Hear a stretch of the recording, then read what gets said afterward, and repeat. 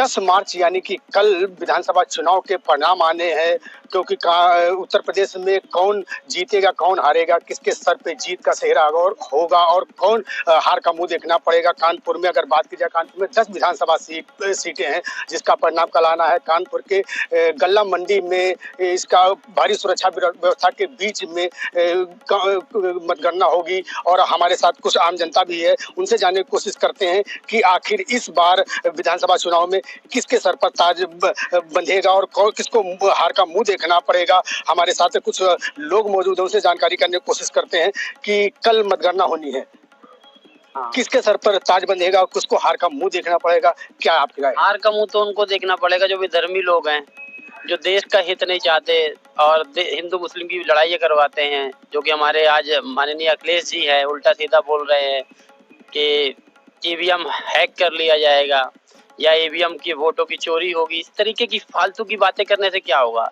ये तो वही हाल हो गया ना, जिस तरीके से पुरानी एक कहानी थी कि लोमड़ी को अंगूर नहीं मिले तो बोलते थे अंगूर खट्टे हैं।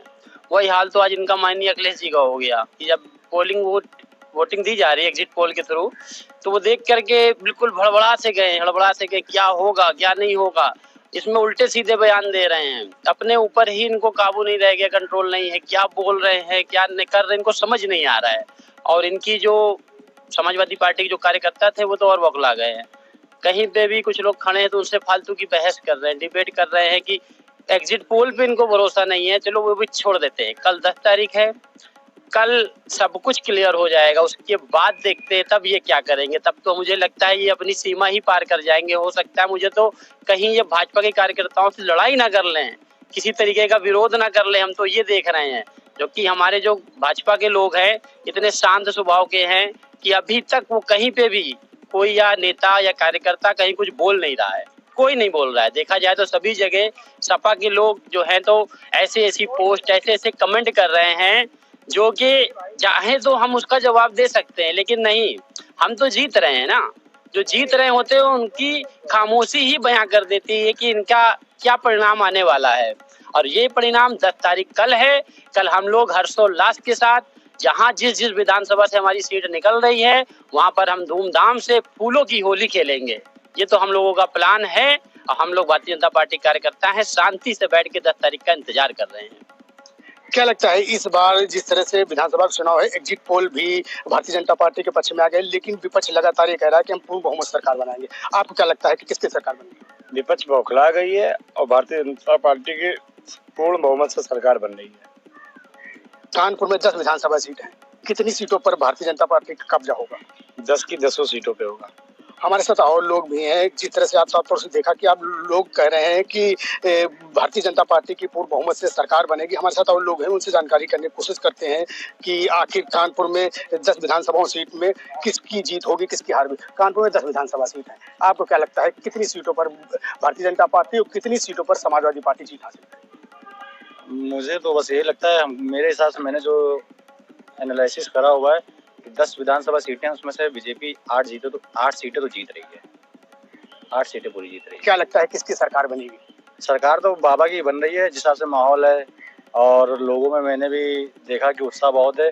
सबसे बड़ी चीज़ है कि बाबा की जो कार्य करने का तरीका, उनकी कार्यशैली है, उससे मैं भी बहुत प्रभावित हुआ हूँ। मैं किसी पार्टी से नहीं हूँ, इन बाबा का जो बात करने का तरीका है, जो प्रशासन को उन्होंने दबाव बना के रखा हुआ है, बहुत सारी चीज़ें हैं जो बाबा के लिए लोगों को आकर्षित करती है। तो ये हमारे साथ कुछ लोग भी जिन्होंने साफ तौर से कहा कि भारतीय जनता पार्टी की सरकार बननी चाहिए, क्योंकि भारतीय जनता पार्टी के मुख्यमंत्री योगी आदित्यनाथ कहीं न कहीं जो चाहे महिला सुरक्षा की बात की जाए या अपराधियों पर अंकुश लगाने की बात की जाए, तो कहीं न कहीं पूर्णतया योगी सरकार अच्छा काम कर रही है। हमारे साथ और कुछ भी लोग हैं। कल जिस तरह से मतदान होना है और फैसला होना है कि किसको जीत का मुंह देखना पड़ेगा और कौन हारेगा, आपको क्या लगता है कि किसकी सरकार बनी? देखिए, डेफिनेटली बीजेपी बनेगी, क्योंकि जनता भी अब समझती है उसको विकास चाहिए, भले उसके लिए थोड़ी बहुत कीमत चुकानी पड़े, लेकिन नो डाउट बीजेपी ही सरकार। जिस तरह से विपक्ष लगातार कह रहे हैं कि पूर्ण बहुमत सरकार बनाएंगे, एग्जिट पोल के हिसाब से अगर देखा जाए तो भारतीय जनता पार्टी काफी बढ़त बनाई हुई है, आपको क्या लगता है? देखिए, कहने को तो बीएसपी भी कह रहे हैं कि हम सरकार बनाएंगे, सभी अपने, लेकिन जनता उतनी बेवकूफ नहीं, पिछले कार्यकाल सबके देख चुकी है, सब सरकारों के। बीजेपी की थी, आप तुलना खुद कर लीजिए कि आज के टाइम पर जनता भी चाहती विकास हो, तो बीजेपी के नो डाउट सभी लोग चाहते हैं कि बीजेपी ही बने। देखिए, आपने साफ से सुना कि इनका भी साफ तौर से कहना है कि बीजेपी सरकार बनेगी, क्योंकि लगातार जिस तरह से योगी सरकार विकास कर रही है और जनता विकास चाहती है। हमारे साथ और भी यहाँ पर काफ़ी लोग मौजूद हैं, उनसे भी जानकारी करने की कोशिश करते हैं कि आखिर कल मतगणना होनी है और किसकी सरकार बनेगी और कैसी सरकार चाह रहे हैं। सर, कल जिस तरह से मतदान हुआ है और सरकार किसकी सरकार बननी चाहिए और किस तरह से आप देख रहे हैं कानपुर में जिस तरह से लगातार किसकी सरकार बनेगी? बीजेपी की सरकार बनेगी पूर्ण बहुमत से। लगातार जिस तरह से एग्जिट पोल आ रहे हैं, बीजेपी लगातार बढ़त बना रही है और लगातार विपक्ष भी लगातार ये कह रहा है कि हम पूर्ण बहुमत सरकार बनेगी। आपको कानपुर में क्या लगता है कितनी सीटों पर आएगी? 325 सीटें। कानपुर में 10 विधानसभा है, यहाँ पर कितनी सीटों पर लगा? यहाँ पे तो कम से कम कुछ नहीं तो आनी चाहिए 4-5 सीटें आनी चाहिए। तो ये थे हमारे साथ कई लोगों ने, आम जनता के लोग थे, इन्होंने साफ तौर से कहा है कि लगातार जिस तरह से बीजेपी विकास कार्यों को लेकर अच्छा कार्य कर रही है, आम जनता में कहीं न कहीं ये फिर से उम्मीद लगाई जा रही है कि भारतीय जनता पार्टी की सरकार बननी चाहिए। कानपुर से कमलेश कुमार, टीवी 100। चुनावी मुद्दों